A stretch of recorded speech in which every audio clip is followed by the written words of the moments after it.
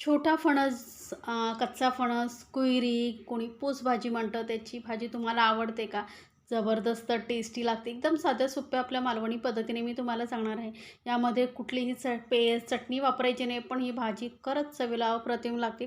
बनवायला सोपी आहे. तुम्ही एकदा नक्की या पद्धतीने बनवून पहा. नक्कीच 2-3 पोळ्या जास्त खाल एवढी जबरदस्त टेस्टी ही भाजी लागते. तर यासाठी आपल्याला लागणार आहे सर्वात प्रथम छोटा फणस, कुयरी. तर हे बघा, मी मार्केटमधून अर्धा किलो ही कुयरी आणली होती आणि आदल्या दिवशी कट करून ठेवल्यामुळे थोडीशी लाल पडली. पाठचा जो साल असतो ना, ती काढून आणली होती, म्हणजे आपल्याला फोडी करायला सोपा पडतो. आणि हा मधला जो पाव असतो ना, तो थोडा भाग काढून टाकायचा. तसा नरमच असतो, पण तो थोडा काढून टाकला ना, की भाजी चांगली होते. आणि सुरीला, हाताला थोडंसं तेल लावून घ्यायचं, कारण याला ना डीक असतं. तर मी आता काय करणार आहे, याचे ना 2 भाग करून घेते, म्हणजे आपल्याला छोट्या-छोट्या फोडी करायला बऱ्याच जमतील. जास्त मोठ्या फोडी ठेवायच्या नाही, कारण छोट्या-छोट्या फोडी केल्यामुळे काय होतं, शिजतात लवकर. हा बघा, मधला जो भाग आहे ना, तो मी थोडा काढून टाकते आणि बाकी सर्व आपल्याला घ्यायचं आहे. आता याची छोटे-छोटे असे पीसेस करून घेऊया आपण. तुम्ही कुठल्या पद्धतीने भाजी बनवता तेही मला सांगा बरं का. आणि जर रेसिपी आवडली ना, तर चॅनलला लाईक्स, कमेंट्स आणि सबस्क्राईब करायला विसरू नका. तुम्ही हा व्हिडिओ कुठून पाहताय तेही मला सांगा. तर हे असे ना, मी ह्या फणसाचे छोटे छोटे भाग करून घेते. अर्धा किलो प्रमाणामध्ये ना, जर हे तुम्ही फणस आणलात कुयरी, तर 4-5 जणांना आरामात भाजी पुरते. आता ही ना भाजी आपण स्वच्छ 2-3 वेळा धुवून घेऊया, कारण थोडा डीक असतो ना, त्यामुळे थोडा धुवून घेतला की त्याचं डिकाचं प्रमाण कमी होतं आणि भाजी आपली व्यवस्थित होते. आता काय करायचं आहे, असं मोठं वाडगं वगैरे घ्यायचं, म्हणजे काय होतं, शिजायला बरं पडतं. कारण कुकरच्या डब्यामध्ये काय होतं, मग पूर्ण डबा तुमचा चिकट होईल.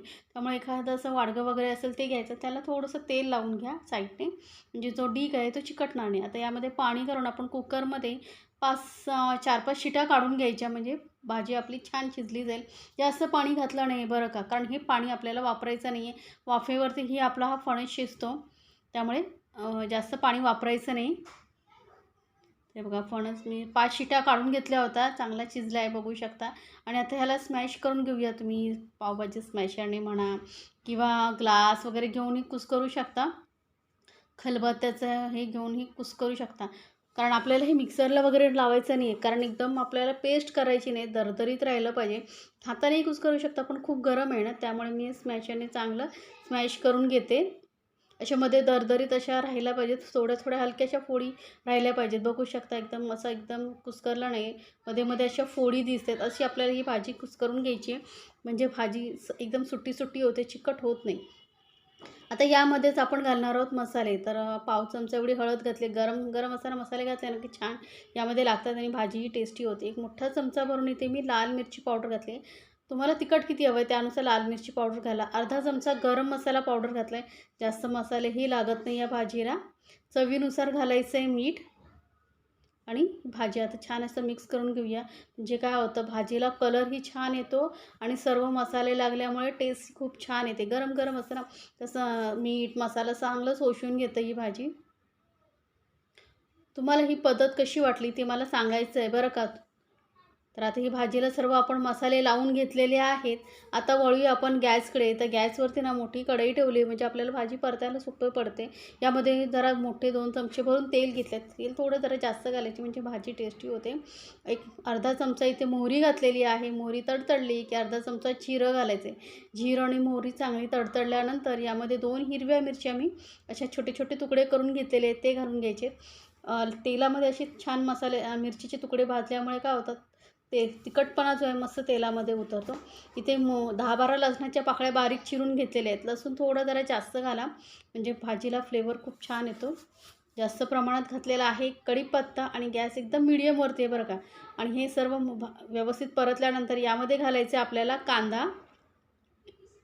तर जास्त एकदम लाल करायचं नाही बरं का, कारण कांद्याबरोबर ही सर्व भाजलं जाईल.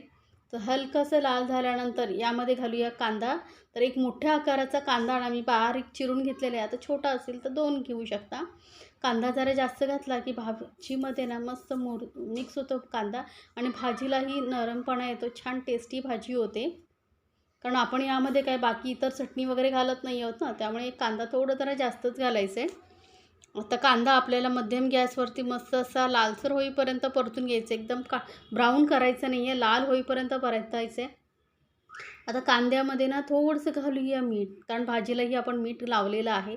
आता घातल्यामुळे काय होतं, कांदा चांगला नरम होतो आणि मीठही चांगलं कांद्याला लागतं. हे बघा कांदा आपला मस्त असा गुलाबीसर होत आलेला आहे. हलकासा अजून परतून घेऊया.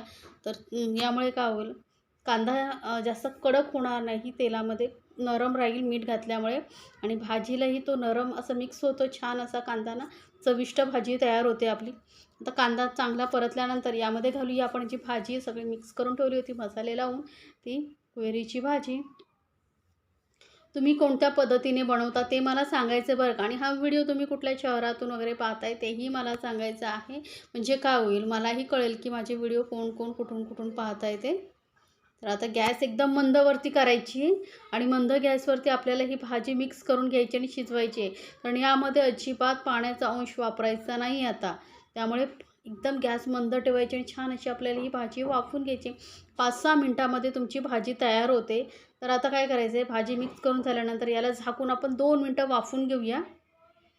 आणि 2-2 मिनटांनी काय करायचं, आपल्याला ही भाजी ना मिक्स करत राहायची, कारण यामध्ये पाणी नाही आहे ना, तर खाली लागू शकतं. 1-2 मिनटांनी अशी बघा मिक्स करत राहिलात की कसं होतं, भाजी एकसमान चांगली वाफवली जाते आणि भाजी टेस्टी होते. तर ही टिप्स आहेत ज्या लक्षात ठेवा आणि या पद्धतीने भाजी बनवून पहा. आता परत याला आपण कवर करूया आणि वाफवून घेऊया. तर बघा मध्ये मध्ये मिक्स करत राहायची आहे बरं का, लक्षात ठेवा. ते पहा अजिबात खाली लागत नाही. यासाठी काय करायचं, तुम्हाला जाड बुडाची कढई घ्यायची, म्हणजे भाजी खाली लागत नाही. ती भाजी आपली मस्त मिक्स करून झालेली आहे, तयार झालेली आहे. आता यामध्ये घालते मी कोथिंबीर थोडीशी आणि थोडंसं घालते ओलं खोबरं. ऑप्शनल आहे, तुम्हाला आवडत असेल तर घाला. मालवणी साईडला कसं, मालवण वगैरे कोकणी खोबऱ्याचं प्रमाण जेवणामध्ये जास्त असतं, पण मी थोडंसं घातलेलं आहे. तुम्हाला प्रमाणात जेवढं तुम्हाला जास्त कमी आवडतं त्या प्रमाणात तुम्ही घालू शकता. थोडंसं हलकंसं घालायचं आणि मिक्स करून आपण ही भाजी आपली गरमागरम सर्व करूया. तर झटपट अशी टेस्टी अशी आपली भाजी कोयरीची, कच्च्या फणसाची, छोट्या फणसाची तयार झालेली आहे. तर नक्की बनवा आणि मला सांगायचं बरं का, तुम्हाला ही रेसिपी कशी वाटली.